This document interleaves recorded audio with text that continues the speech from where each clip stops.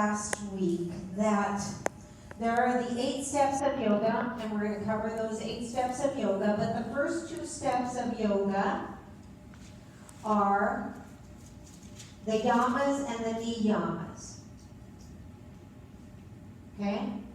Write those down. The yamas and the niyamas, because we're going to cover all of those. Now, those are mind yoga, if you will, mind yoga, right? Because we've got to master that, because asana, the physical practice of the physical practice of this art doesn't come in until step number 4. We got to do step 1, step 2, step 3, and then step 4. But you guys are going to get it all, right?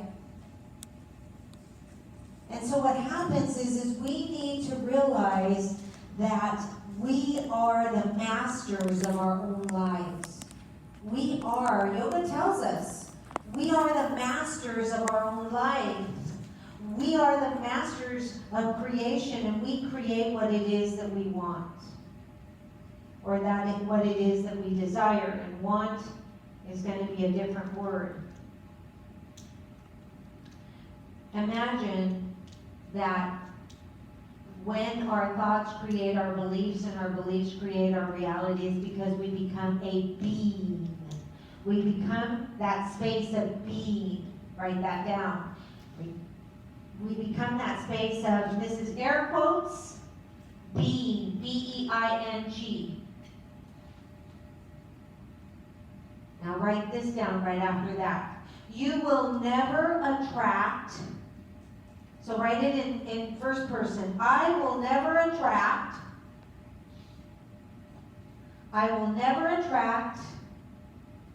who or what I want.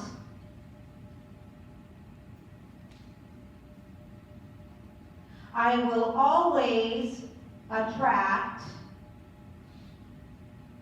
who or what I am being. Shall I repeat that? I will never attract who or what I want.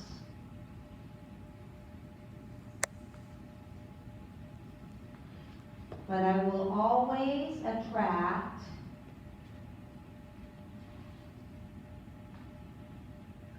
who or what I am being. Being, B-E-I-N-G. Make sense? Yes. So let me explain to you what that looks like in your life.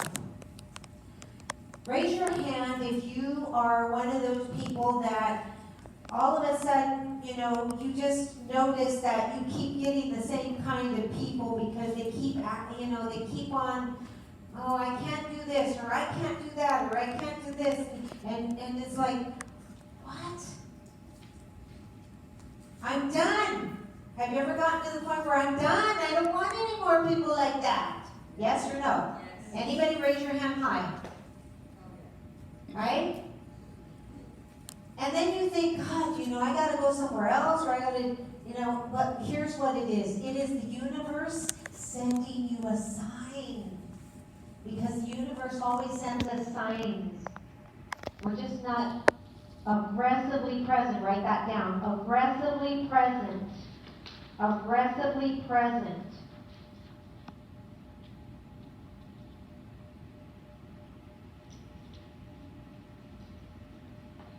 Because you must be aggressively present in order to receive those signs and be able to do something about it.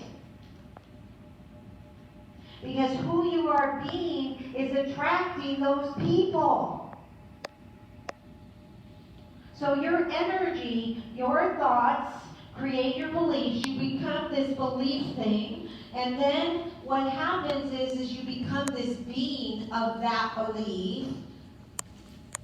And what you're essentially doing is taking a fishing pole and throwing that fishing pole into that pond with those fish in that pond, and then you reel it in, and that comes to you because you're vibrating at that same level, at that same energy. And you keep attracting those people that keep coming out of that same pond. And you don't want that. So what happens? You got to choose a different pond, right? But that's the universe telling you, hey, if you're attracting this, you got to work on yourself. You got to work on yourself. You got to change your thoughts. You got to change your beliefs. You got to change who you're being, and then throw your fishing line out, because whether you think you're doing it or not, you're doing it. All right? And you're going to attract people. Let me give you an example. When I was in college, I had just gotten out of a relationship, and I wanted something different. I was 4 years, and it was a very abusive relationship. I wanted something different. And I went out. And then as I went out, I would seem to attract used car salesmen. And don't get me wrong, if anybody in here is a used car salesman, I apologize. No judgment. But for me, I was in college, and I didn't seem to attract a used car salesman that was also in college. I attracted a used car salesman that didn't understand what it was like to be in college, so we were on a different vibrational path. And so my likes and his likes were not the same. So then I stopped dating that guy, and I went out and I went to a different part of town, and I saw this really cute guy, and so then I asked him what he does, and he says, I'm a used car salesman. I was like, oh, dang. Alrighty. So that was 2 for 2, right? So then dated that for a while, and I said to him, yeah, I'm in college. He says, well, I don't believe in college. I said, okay, this is not my cup of tea, so stop there. Then I went to the good side of town, according to me. And I went into one of those places to go dance.